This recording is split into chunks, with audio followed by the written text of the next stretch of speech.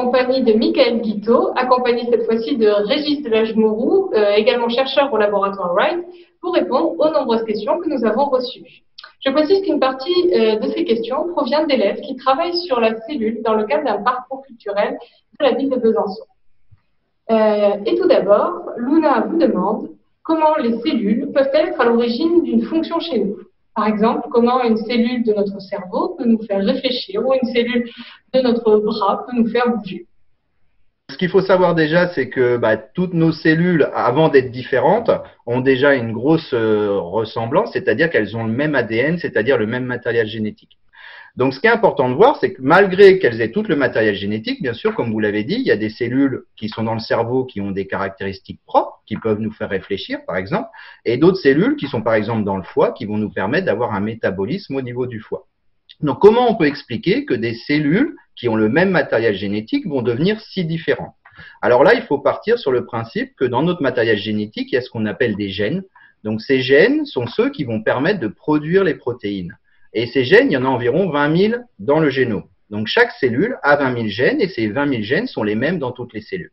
Donc, maintenant, il faut voir que ces cellules vont être différentes puisqu'elles vont produire différentes protéines parce qu'elles ne vont pas utiliser les mêmes gènes, en fait. Donc, à partir de ces 20 000 gènes, elles vont utiliser un certain nombre de gènes qu'elles vont exprimer pour donner des protéines différentes et qui vont donner des fonctions différentes. Donc, si on prend peut-être une petite analogie rapide, c'est comme le génome, on pourrait dire que c'est un livre avec 20 000 pages.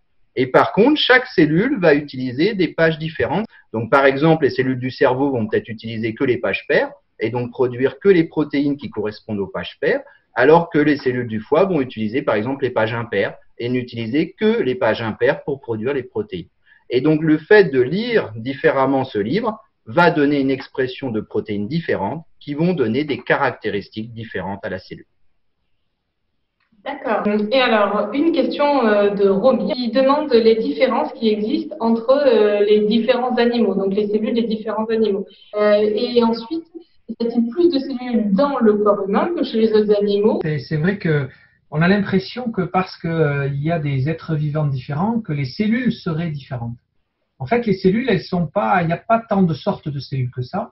Si on peut prendre une analogie, lorsqu'on fabrique une maison, il y a des matériaux. Et les matériaux, ils sont assez simples.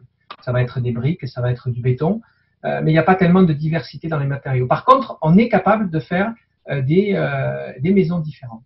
Les cellules, ça va être un peu la même chose, c'est-à-dire que le matériel de base de la cellule, il est le même. Les cellules sont organisées de la même façon.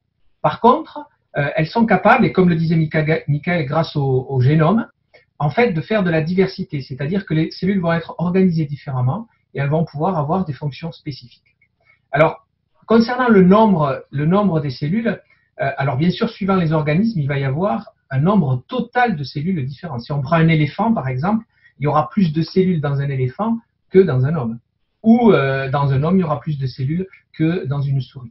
Par contre, si on regarde avec un microscope le détail de ces cellules, en fait, on va voir que les cellules, elles sont organisées de la même façon. Elles auront toutes un noyau, elles auront toutes à l'intérieur de la cellule ce qu'on appelle des organites, des compartiments qui sont similaires. Donc à ce niveau-là, il n'y aura pas trop de différence. Et donc une question par rapport à la présentation que vous avez fait l'autre jour, Michael. Comment pouvez-vous savoir si une cellule fait ou a fait de l'autophagie? Alors oui, justement, c'est notre projet de recherche. Donc nous, on a maintenant les outils pour essayer d'étudier les cellules et de savoir quand ces cellules font effectivement de l'autophagie ou pas. Donc comme je le rappelle un petit peu rapidement, c'est l'autophagie, en fait, c'est du cannibalisme cellulaire, c'est-à-dire que la cellule va être capable de s'auto-digérer de façon à recycler ses composés pour survivre dans des conditions un peu de stress ou drastiques. Et donc comment elle peut faire ça? En fait, elle va créer des vésicules à l'intérieur de la cellule.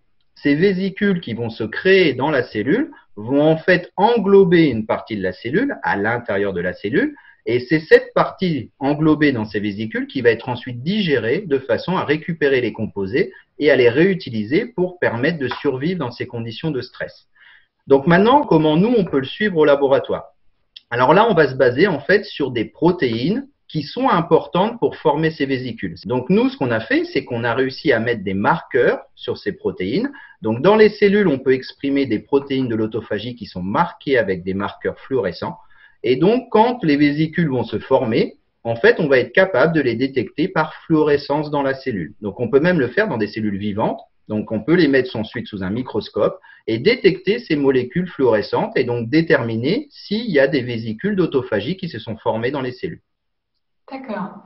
Merci beaucoup, Mickaël et Régis, pour toutes ces réponses.